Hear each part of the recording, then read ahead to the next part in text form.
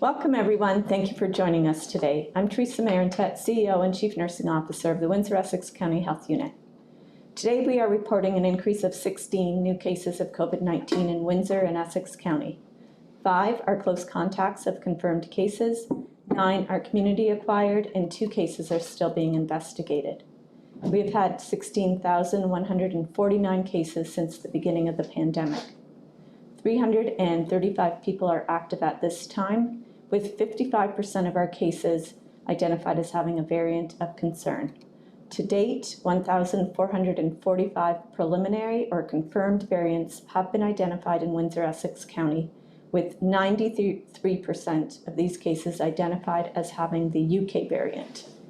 3 cases have the South African variant and 4 the Brazilian variant. 21 people are currently in the hospital and 1 person is in ICU. Our community has lost 421 people to COVID. There are currently 9 active outbreaks in Windsor and Essex County, 8 workplaces, and 1 in the community. Now for the vaccine update, 221,098 doses of a COVID vaccine have been administered to Windsor-Essex County residents. 205,356 people have received at least 1 dose. Overall, 60.2% of adults 18 years of age and older in Windsor-Essex have received at least 1 dose of a COVID vaccine.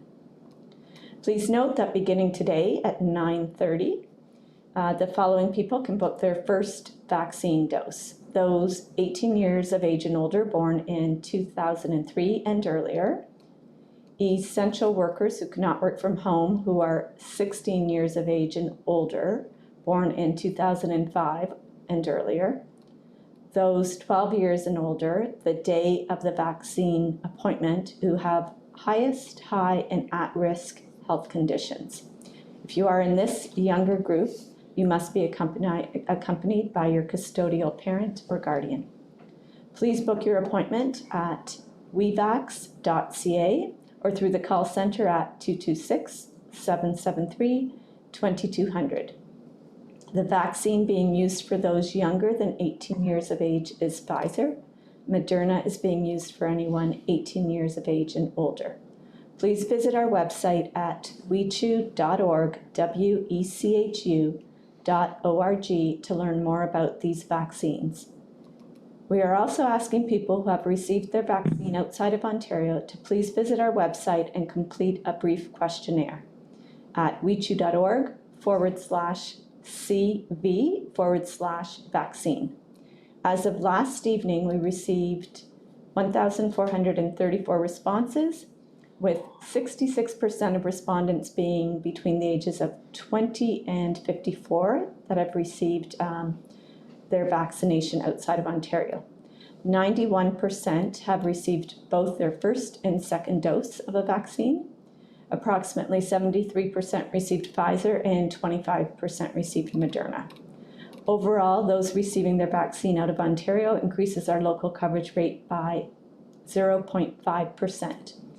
If you have any questions about our questionnaire, please contact the Health Unit at 519-258-2146, extension 1285.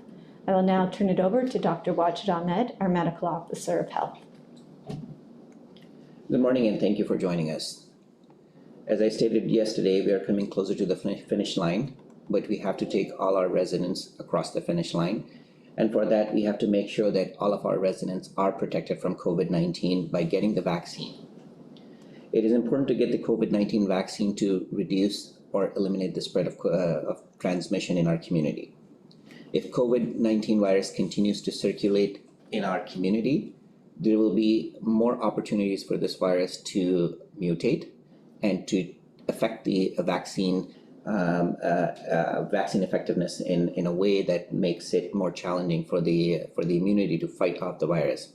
So it is important that we all are in it together to get the vaccine to prevent any kind of spread of this COVID-19 virus. So our vaccine coverage rate is increasing, but we need to get it to a level where the ongoing transmission is stopped, the chain of transmission stopped.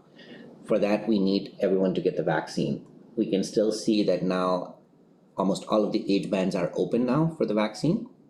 So we want everyone to take that opportunity to get the vaccine as quickly as possible. We want anyone who has questions about vaccine, come to our Health Unit website and get the right information for the vaccine. If you still have your question, talk to your healthcare provider, get the information about the vaccine. These vaccines are very safe and effective vaccine, and that would be the only way we can control this pandemic. Beginning in the earlier of this vaccine rollout phase, we used all the vaccines as quickly as possible to provide the level of protection that our community needed. As a result, we avoided the third wave that many of the other regions have seen. We were lucky. We had more vaccines than many other regions and many other parts of the world. And as a result, we are in a much better shape. We have the vaccine, and we want people to make sure that they're booking the appointment as quickly as possible and take this opportunity. There are areas where they don't have the vaccine. So please use that opportunity to get the vaccine as quickly as possible and get yourself protected and everyone around you protected. Thank you. We'll now take questions from the media. Today we'll start with Blackburn.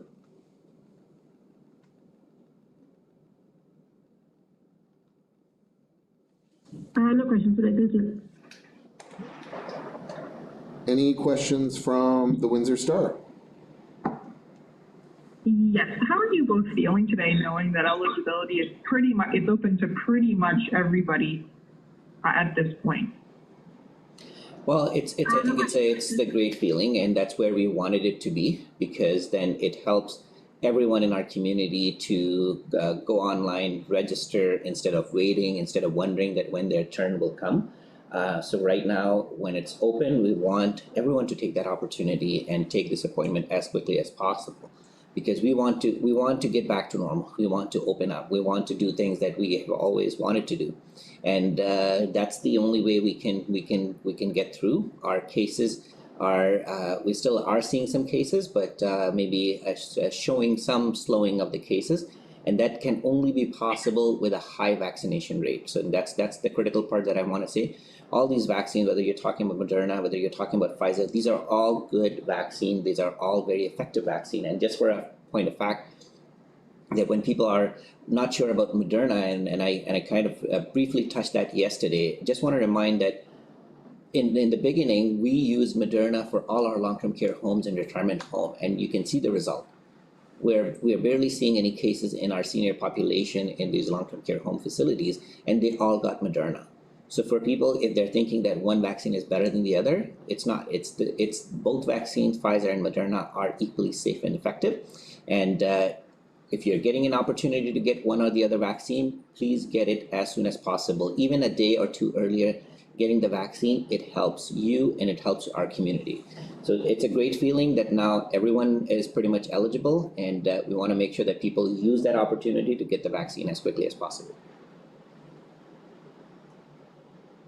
Do you anticipate any slowdown in interest or demand for the vaccine in the coming weeks, having seen the uptake so far among the older population? I do, and I think that's where we are seeing that if you go on our website, our EPI has created like a very great dashboard that gives you the breakdown by ages of each of these vaccine coverage rate, and you can see as you go all the way up from 80 plus, our vaccine coverage rate is close to 94% in our community.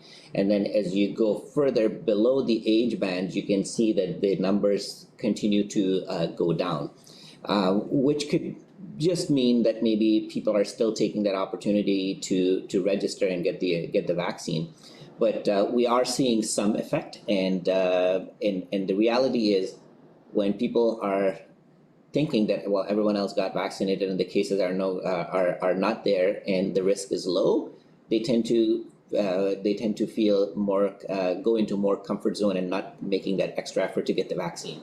So I think it's why it's important that we need to know that we have to reduce the transmission. We have to break that chain of transmission, and we can only do it by when everyone, or I want everyone to get the vaccine, and the only way we can contain it is when everyone is protected. Then the virus will not have any viable host, and the transmission will stop. That's the goal, and I want to encourage everyone to get the vaccine. I reported yesterday our younger population between the ages of 0 to 29, that constituted almost 45% or 50% of our cases regularly based on our epi data.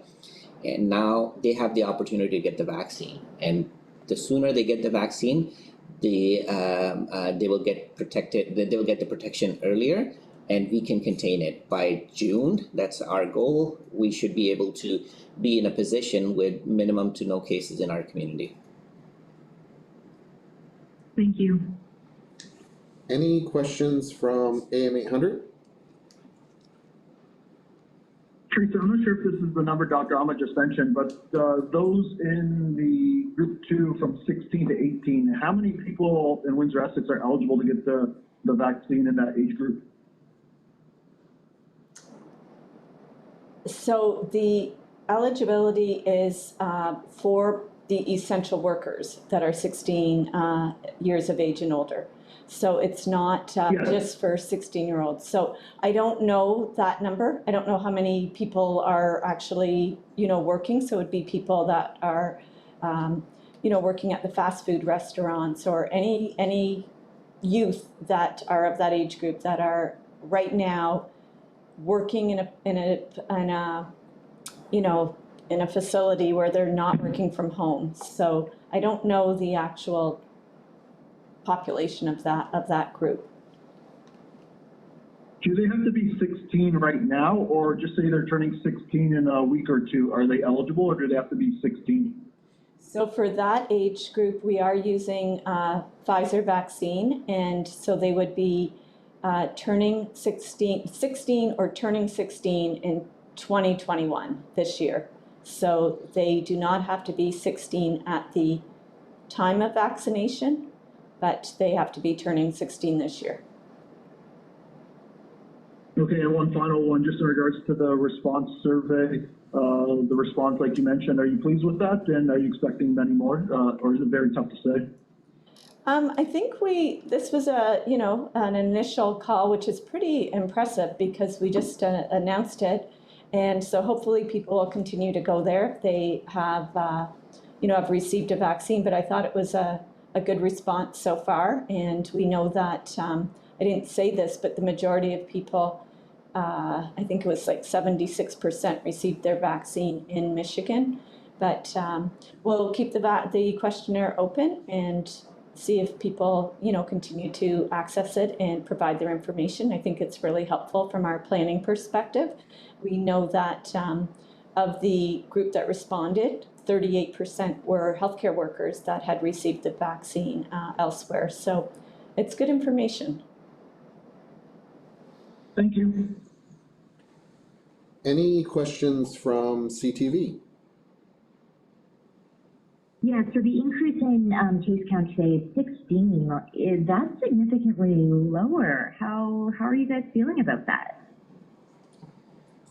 Well, as I said, that with the high vaccine coverage rate, we expect to see that. And the earlier case counts, it was in the age group between 0 to 29, and as I said, it just opened up, and we're hoping that when more and more people in that age group will be vaccinated, we will be in a much better shape. So hoping that the trend will continue and we continue to see a decline in our cases, and then we'll all be happy and ready to go back to our lives as we all want to go back to normal.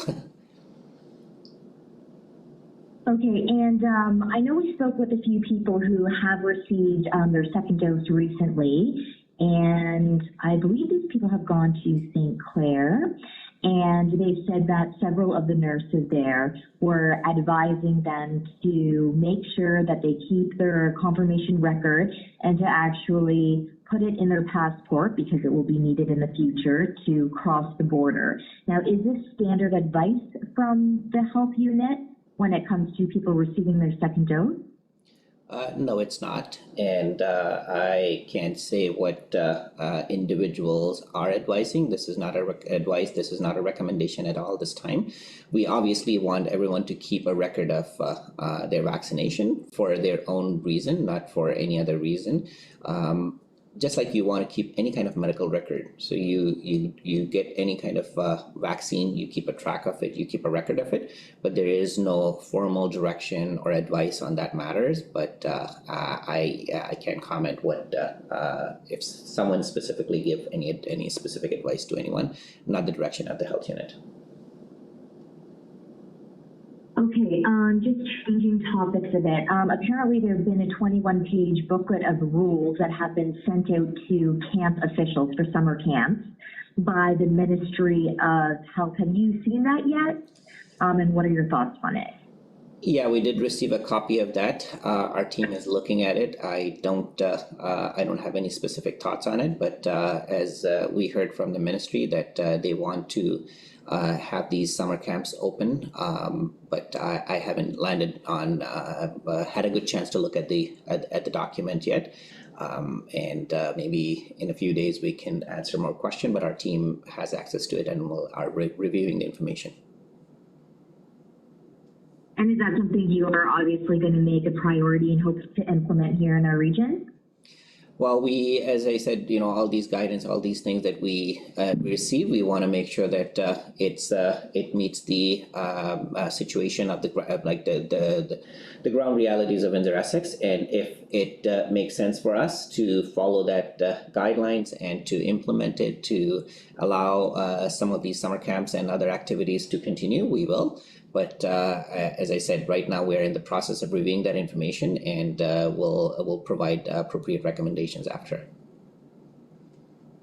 If some parents are interested in sending their kids to summer camps, do you think by that time we'll have enough supplies for kids, say 12 and up?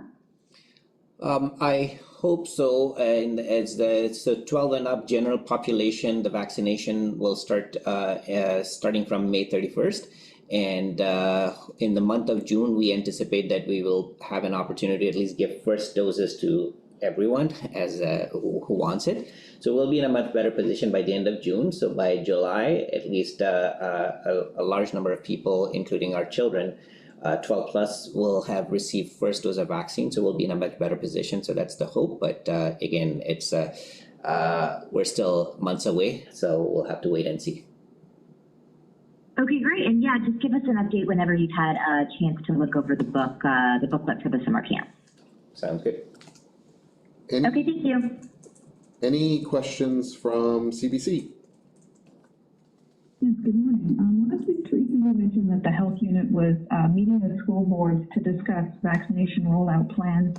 I'm wondering what came of that meeting, and if you have any dates or any sort of a timeline on when school-age children might become eligible. So we do know that the ministry would like us to administer first doses in June, and I know that they are going to have a joint announcement with the Ministry of Health and Ministry of Education.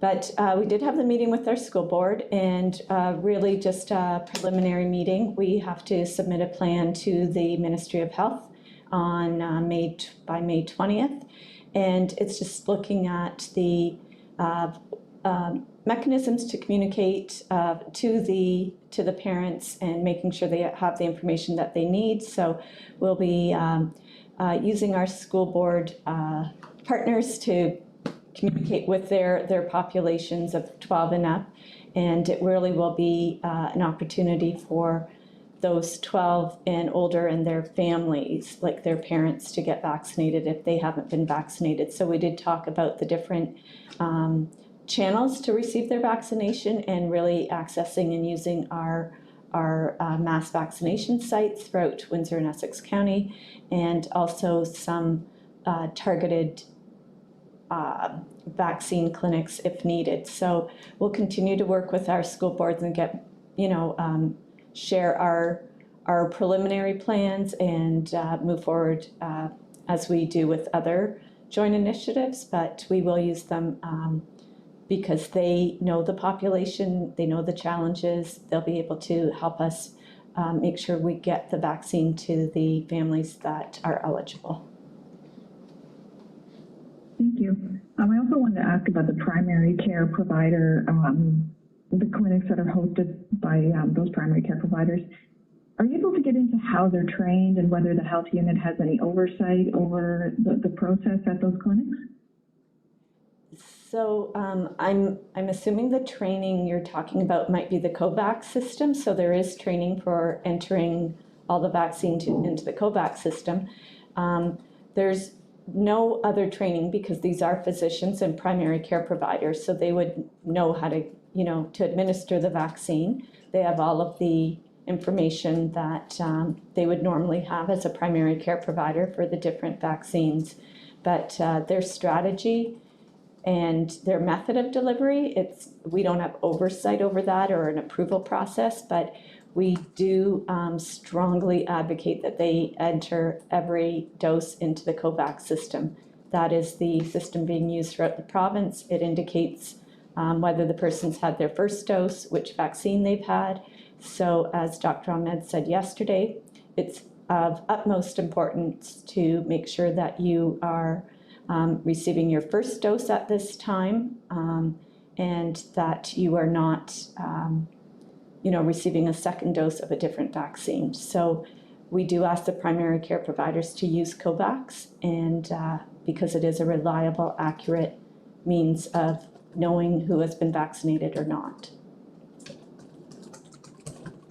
So is it accurate to say that everyone who's getting a vaccine at one of these clinics should be informed about which vaccine that they're getting? They should be clear on that? Yes, so anytime you're receiving a vaccine or any medication, it is, you're entitled to be informed. You're giving consent for the vaccine. So it's important, and as I talked about just a few minutes ago, that for even parents, as we open up 12 and older, 12 to 17-year-olds in the school strategy, it'll be very important for parents to go onto our website, read the information regarding the Pfizer vaccine, look at what is available and make an informed decision about the vaccine. So primary care providers, anyone administering a vaccine, are doing it with consent. So the consent is informed. You need to know what you're receiving and answer any questions you may have, know the side effects. And so that is required. Thank you very much. Any additional questions from Blackburn? Yes, just to clarify, so you expect that by the end of June, everyone 12 and up will have had the opportunity to get at least one shot? That's our goal, and that will be our gift to Teresa when she retires. So hopefully we should achieve that objective, and she can happily retire ever after. Thank you. Any additional questions from the Windsor Star? Yes. Is the Pfizer vaccine currently only available at the targeted vaccination clinics, or is it available anywhere else? So right now, we are using both Moderna and Pfizer at mass immunization clinics, mostly Pfizer. That's the one we have more of. And there are some pharmacies also giving Pfizer and pharmacies giving Moderna as well. So, and our primary care providers are typically using Moderna. But so in our community right now, we have Moderna and Pfizer. And just as I kind of, delineated earlier, is that Pfizer is now approved for those 12 years of age and older, and Moderna is approved for 18 years of age and older. So Moderna can be given to any adult 18 and older, and Pfizer has that lower age band of approval. So parents or guardians seeking vaccination for somebody 12 and up, between 12 and 17 should just make sure that they know what's being administered before they go to a pharmacy or a pop-up. Exactly, because the Pfizer would be the only one approved right now in Canada for that age group. Okay, thank you. Any additional questions from AM 800? No, thank you. Any additional questions from CTV? No, thank you. Any additional questions from CBC? No, thanks. Thank you, everyone. Have a great day.